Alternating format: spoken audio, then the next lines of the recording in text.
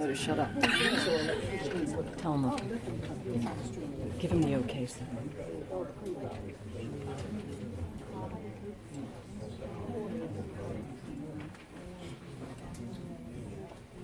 Good evening, everyone. Welcome to the December 19, 2018 meeting of the West Rockhill Supervisors. Please stand and join me in the pledge of allegiance. Flag of the United States of America and to the republic for which it stands, one nation, under God, indivisible, with liberty and justice for all.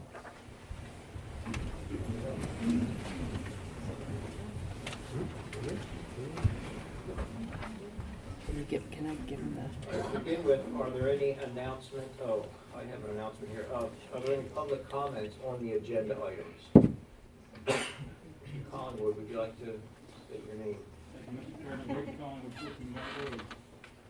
Looking at the agenda, I see that a vote for the adoption of the 2019 budget is planned for this evening. Although the budget has been advertised for public reviews, there has been no opportunity for public comment. Since the public comment section of the agenda tonight occurs after the budget adoption vote, I request on behalf of the taxpayers in attendance this evening that there be time allotted for public comment on the proposed budget before a vote is taken to adopt. Very good.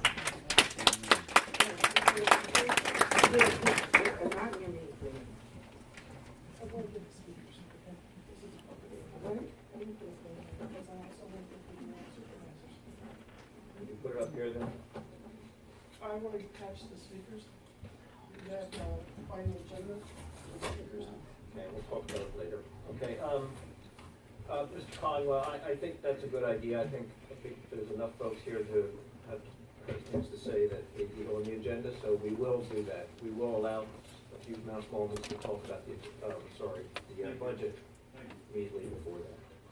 Okay, announcements. There will be an executive session following tonight's meeting. The consent agenda. On the consent agenda tonight is the November 14, 2018 minutes, the wind plan review status and escrow release, emergency services report, building zoning and building permit report, public works report, conservation committee, the joint rec authority resolution 2018-10 articles of incorporation, and the resolution 2018-11 LD 609 Hanson and Hanson preliminary final approval. Do you have any comments about the consent agenda? I have none. Can I get a motion to approve them? I'll second it. All in favor? Aye. Okay. Let's move into confirmed appointments. Confirmed appointments, for everyone's benefit, are 5 minutes each. And we will begin. We have a lot of folks here tonight, so we'll begin with Ibby Shermer. Steve Shermer, 1805 Ridge Road. I would just like to ask the supervisors, anybody who is on Medicare, why they would not have taken a Medigap plan rather than the full insurance plan. So as you know, I did take the Medigap plan, so here's my answer. Anyone else have any comments? I have none. Okay, no other comments.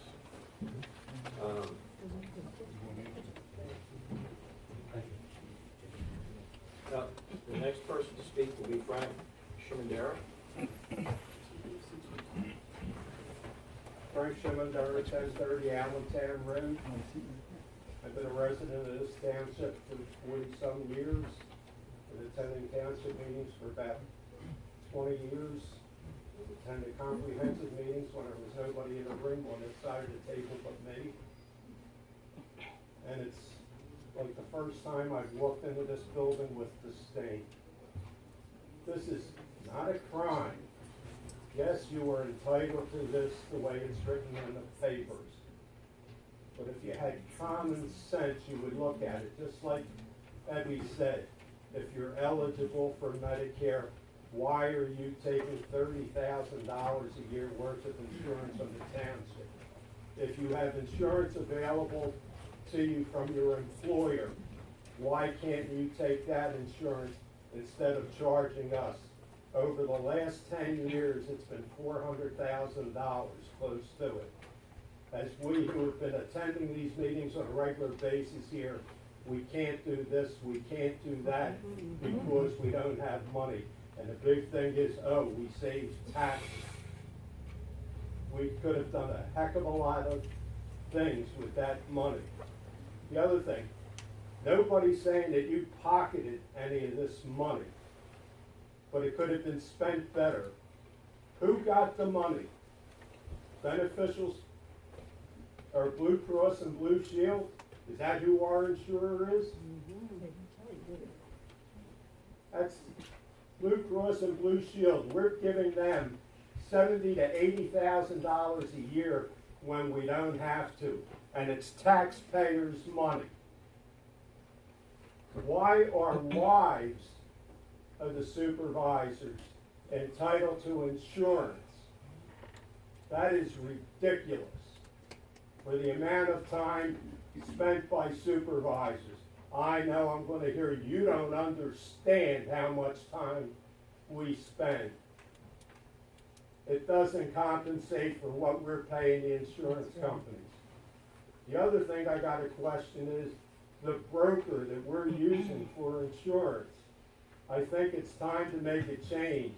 If this guy can't inform us as to how the insurance should be handled, because we got supervisors that are 65 and over, what do you get for that $30,000? You go into a hospital, the first thing they ask you, are you on Medicare? What's your answer? No, because everybody over 65 is on Medicare. Amen. Right? Am I right or am I wrong? You're right. So what do we pay? You have to go on Medicare at age 65. Right, okay, how old are you, Don? I'm older than 65, and I've been on Medicare since 65. So why are we paying a supplemental insurance $30,000 a year when everybody in this room that's over 65 isn't paying $10,000 for supplemental insurance? It's time to look at how we're spending money. Yep. I came out of Philadelphia, and they had watchdog committees on how money was being spent. I never thought we would need one up in this community, but it might be time. Yes. Thank you. Very good.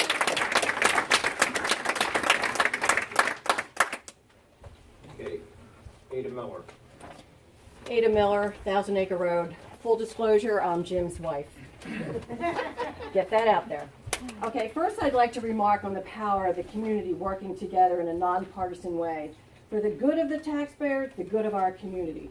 This example should serve as a model to our township supervisors to work together for all of us.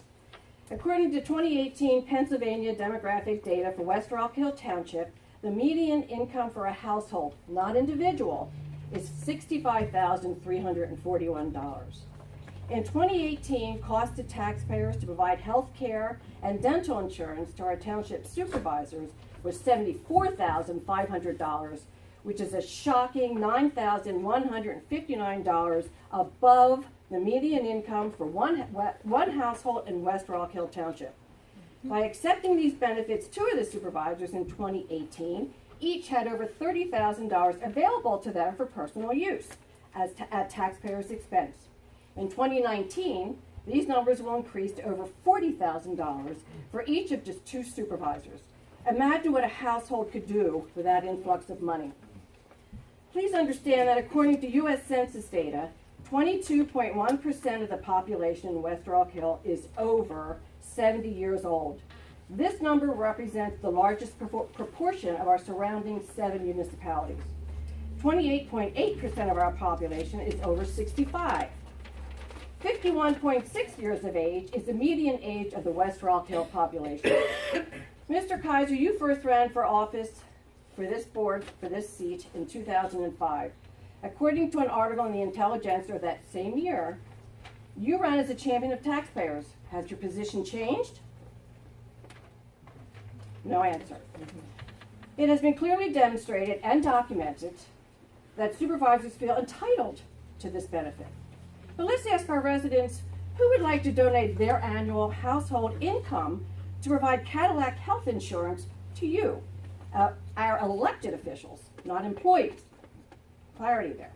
My question to the board, what is your plan and timeline as elected officials to stop this unfair practice of using taxpayer dollars for personal use? Is there a plan in place? We look at the healthcare every year, we evaluate it, For the employees? yes. And as you know, supervisors are considered employees. We are paid. No, they're not. We're No. elected officials, but we receive a paycheck from the township. That goes towards our healthcare, okay? I'm sorry, I don't understand. You see the paycheck? We I don't get paid- understand your answer. Well, the second-class township code allows us to participate in the healthcare program. Correct. Okay, we're not on anything different than what the employees are on, okay? Same healthcare plan. That's the answer. So the answer is it's not going to change.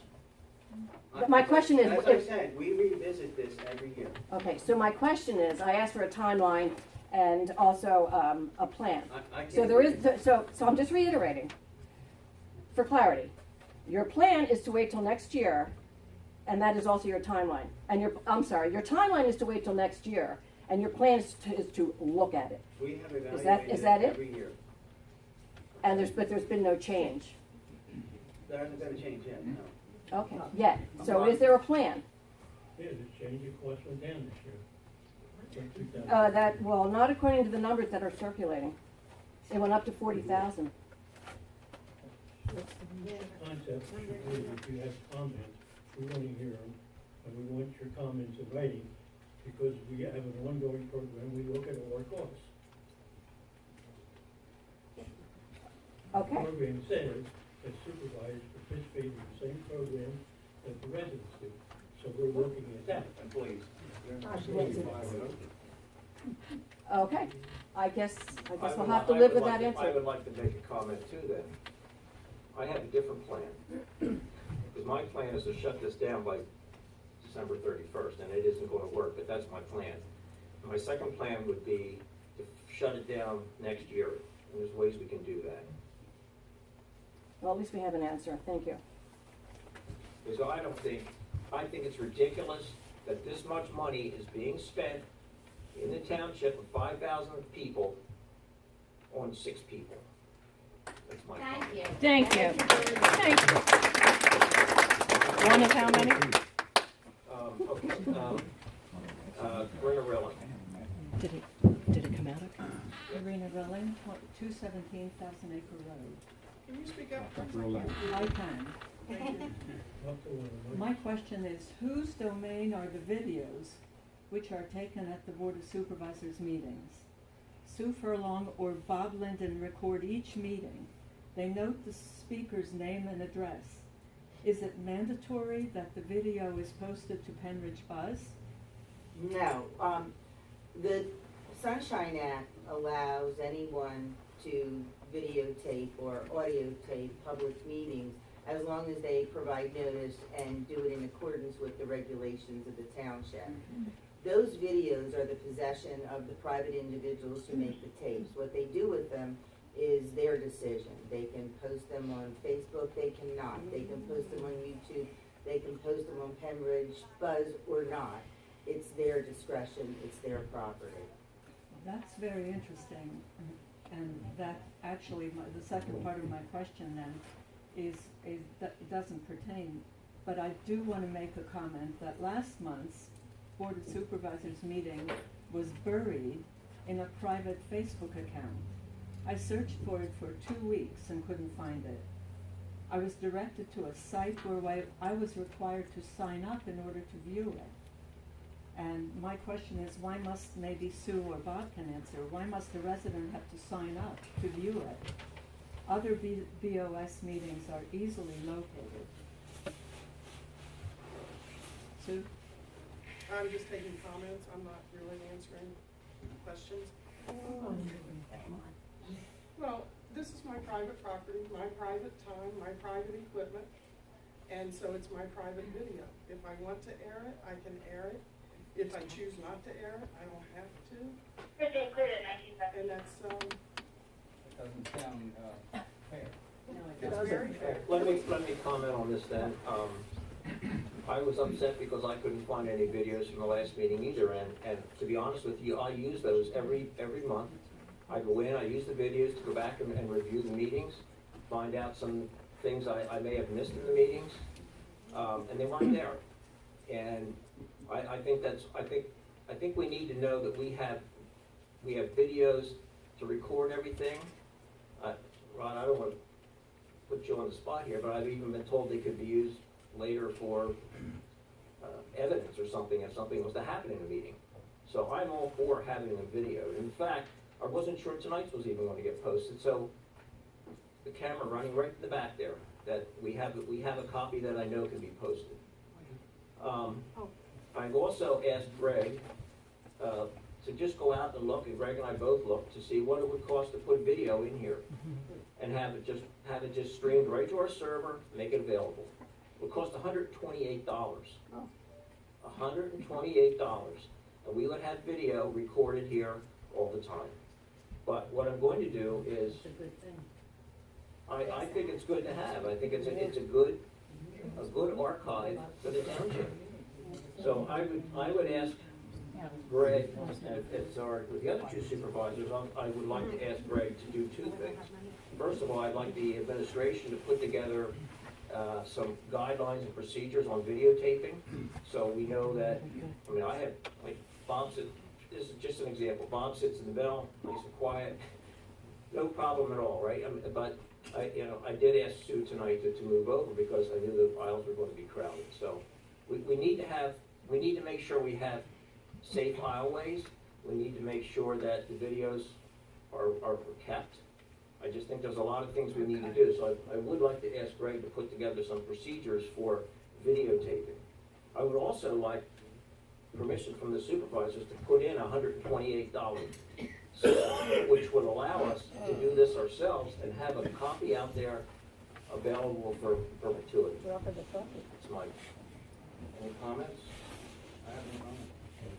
But we need to talk about it. Okay, we can talk about it. I'm just saying that I would like to see us have an official copy.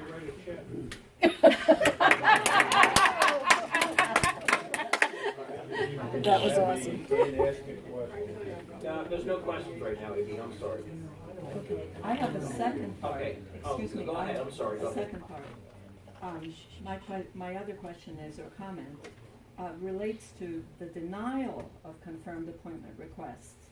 On a hot-button issue such as this health insurance, I'm wondering why it's so difficult for some township residents to get a simple confirmed appointment. Denied residents are told the question's not specific enough or it's repetitious. But just listen to our federal congressional hearings. The senators and reps are endlessly repetitious, but still are allowed to question and speak. And why must our questions be so specific anyway? On this healthcare issue, the supervisors have to do their homework, find out what the Medicare plans are all about, what's covered in their private plans, when did they submit their letters for participation. In other words, be informed so they themselves are prepared to answer. If a resident wants to participate at a meeting, he should be given every opportunity to do so. That's democracy. Thank you. And does the board mind if I answer that, because it's, actually the Board of Supervisors doesn't get involved too much in whether somebody's listed under a confirmed appointment or whether they're listed under public comment. I guess maybe about 10 years ago, you will probably remember when, Fred, but we had a period of a lot of controversy in the township. And there were people that would come to the meetings and just kind of sandbag. What's required under Pennsylvania law is that there be an opportunity for public comment before the supervisors take action on any item. But there were a few individuals who were coming in and just presenting the board with questions that would take research and time to get answers to, and then saying derogatory things about the staff and the board because they didn't have immediate answers. So the board developed a policy on confirmed appointments. So if you want to ask the board a specific question, you have to have it in ahead of time so that the staff and the board of supervisors is at the same advantage everyone else is. Here's what I'm going to ask, and you have time to look up an answer. You have time to do the research or go through the files so that there's some meaningful dialogue. Some people submit, that's what a confirmed appointment is. A confirmed appointment is when you have something specific that you want to discuss with the supervisors and you're hoping for some input. Public comment is always available to everyone at every meeting. No resident will ever be told that they can't make public comment.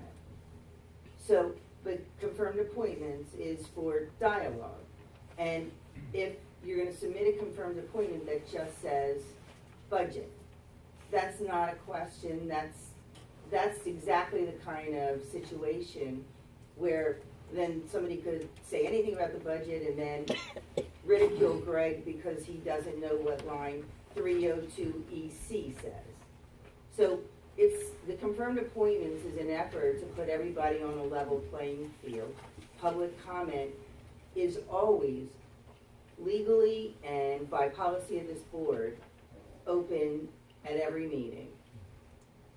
Okay, thank you. Thank you. Fred, Vice President. Fred Dyser, Lonely Road. For those who weren't at the last supervisors meeting, there was similar dialogue relative to health insurance. And I think since that time, we thought maybe we could get together, work something out with the supervisors and some of the citizens that would be satisfactory to all parties.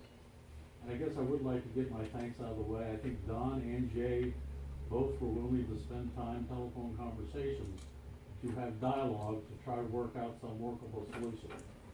I'd also like to thank Paul Clymer, who participated and who was the mediator, and Jim, I'd like to thank you for your efforts to reduce the healthcare costs. I've always thought of dialogue as a benefit, something that we all should do as best we can to try to resolve the situation. And there's no downside to that. I think what I found in this is that I found no upside. I think the supervisors had a position, the residents had a position, and it didn't seem like there was any point we could work something out. I think, and this is my opinion of what happened, I guess from a supervisor's standpoint, we're entitled to the insurance, we're not doing anything wrong, we're satisfied with the insurance, and this is the way we've been doing it for a long time. We spend a lot of time, a lot of effort, we do a lot of things for the township, we are deserving. I think I heard more than once, hey, we kept the taxes down, we have a surplus of $400,000, we bought 2 new trucks, and I think the township residents appreciate that. And we're doing a good job, and there's people that will support us. I think the next thing was that, hey, with Medicare, why don't you get a supplement? I think if I understood correctly, I have investigated a supplement. It wasn't as cheap as the township insurance. I think we asked the supervisor, why don't you get insurance in the workplace? You have yourself working, your wife working, the cost would be minimal. You could save the township that kind of money. And as best I could tell, that was, I guess, private information that was not divulgeable in terms of doing that. I think the residents' position was that, hey, West Rockhill is treating their supervisors an awful lot better than most townships. Of the 6 townships surveyed, there's only 2 other supervisors who are getting health care assistance. Both are on Medicare, and both costs to the township are less than $10,000. That's a far cry from our $95,000 that we're proposing for 2019. So there's a big savings there. So I think they were saying, so the township residents were saying, hey, why don't you get Medicare supplement, save some money? Why don't you get health care at the workplace, you can save money, and let's work together to work this thing out. And the bottom line is, well, it didn't work out. So I guess just to go on record, the citizens have put together what they think would be a reasonable policy for West Rockhill Township for our health insurance in years to come. And this is going to be an amendment to Pennsylvania General Assembly 1930 Act 69, Section 606. Supervisors over 65 years of age. Township supervisors over 65 years of age are required to enroll in Medicare Part A and B. The township may the cost in whole or part of a supplemental home insurance for supervisors who are over 65 years of age. Supervisors are not eligible for inclusion in full-service health, hospitalization, and medical service insurance plan paid in whole or part for the township. Number 2, supervisors over 65 years of age with dependents are eligible for inclusion in full-service health, hospitalization, and medical service plans in whole or part by the township, assuming there is no assistance from other government agencies for the dependents. 3, compensation received by supervisors over 65 years of age shall be applied to all payments by the township for payment of supplemental medical insurance. B, supervisors employed in the workplace with group insurance plans. Item 1, supervisors who have group insurance plan in the place of employment are not eligible for inclusion of health, hospitalization, and medical service plans paid in whole or part of the township. C, inclusion in plans. Supervisors requesting healthcare insurance benefits must submit a letter requesting participation prior to the end of the year on a yearly basis at a regularly scheduled meeting of the Board of Supervisors before commencing participation. All participants in township healthcare benefits must be approved by the Board of Supervisors. So I'd like to submit that, and I guess in conclusion, I guess we're talking well over $80,000 here based on what we think supplements cost and what we think people employed in the workplace should do. And I think there's an awful lot of residents of West Rockhill Township that think the money could be better spent for the senior center, historical society, the roads, upgrading our buildings, fixing up the mess at the Veterans Memorial, and doing things that are services to the township rather than paying for township health insurance. Thank you.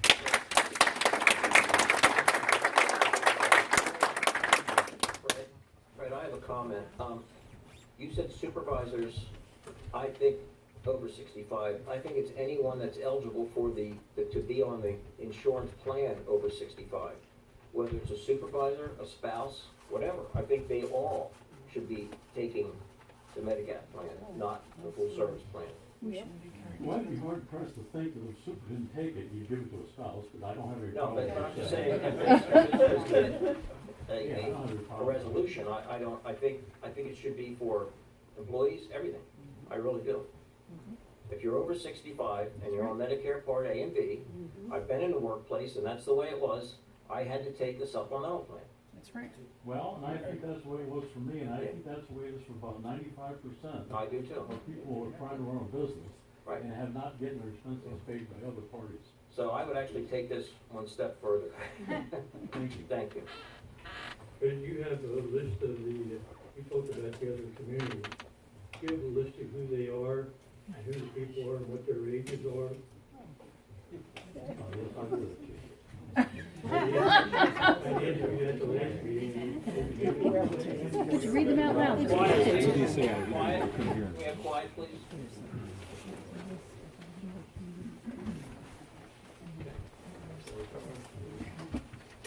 Now, we don't have names, but we have numbers. And the communities that we took a survey from But you was know what the age is. West Rockhill, East Rockhill, Salford, Hatfield, Hilltown, Plymouth, Franconia. Okay, and the number of supervisors, and what health insurance they got, what their salary was, what the total compensation. What the total compensation was by the end of the year. All we wanted to let it give us to. Okay, thank you for it. Good. All right, thank you. Enter it into Regina evidence. Schremeyer.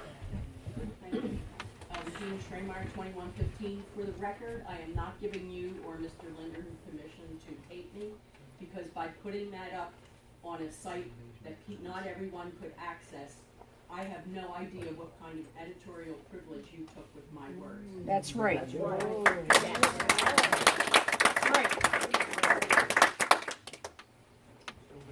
Section C, number 1 of the 19... Excuse me, Yes, she just said you can't videotape. I don't want She you to said a videotape. public meeting with no expectation of privacy, and by law, I can record what she says. Is that He's true? right, yes. Okay, all right. Okay, and I want everyone to know that Sue Furlong and Bob Linden took editorial privilege with it by not showing it. Section C1 of 1933 Pennsylvania State Act 69 statute states, supervisors and their dependents who are over 65 years of age are eligible for inclusion in supplemental Medicare coverage paid. The statute does not state that this is a requirement. Small group health plans generally with fewer than 20 employees require participants to enroll in Medicare at 65. My questions are, what is West Rockhill Township's policy about Medicare enrollment at 65? What is the policy? I think we tried to answer that question, didn't we, as, I don't know if I heard a specific policy. I think the answer is that, Greg and I tried to research the records, we couldn't find a specific policy, So but there's this, no- Okay, all right. but the, because there's under 20 employees, and because everyone has been asked by the insurance company to sign up for, Medicare at age 65, we think that the insurance company has a requirement that you sign up for Medicare at the age of 65. That's our understanding, but this thing has a longer history than either Greg or I. Okay, and so should we have a policy? Oh, that's Should West Rockhill have its that's own above my policy? pay grade. Whether or not there should be a policy is for the board of supervisors to decide. Any answers? I will give you my policy, my feeling, of course, and I think there should be a policy. We have to have a policy, otherwise we're going to be here again next year. And I guess then my next question is moot. When was the decision made? So there wasn't a policy. How did you reach the decision that all the supervisors could participate to such an extent? To the same extent as employees? How was that decision reached? Again, Greg and I tried to find answers because that's the confirmed appointments. You're asking questions, we try to find answers. The practice is a long-standing practice, and there doesn't appear to be any policy or resolution formalized. We think it's something that's gone back probably 40 or more years. So we could not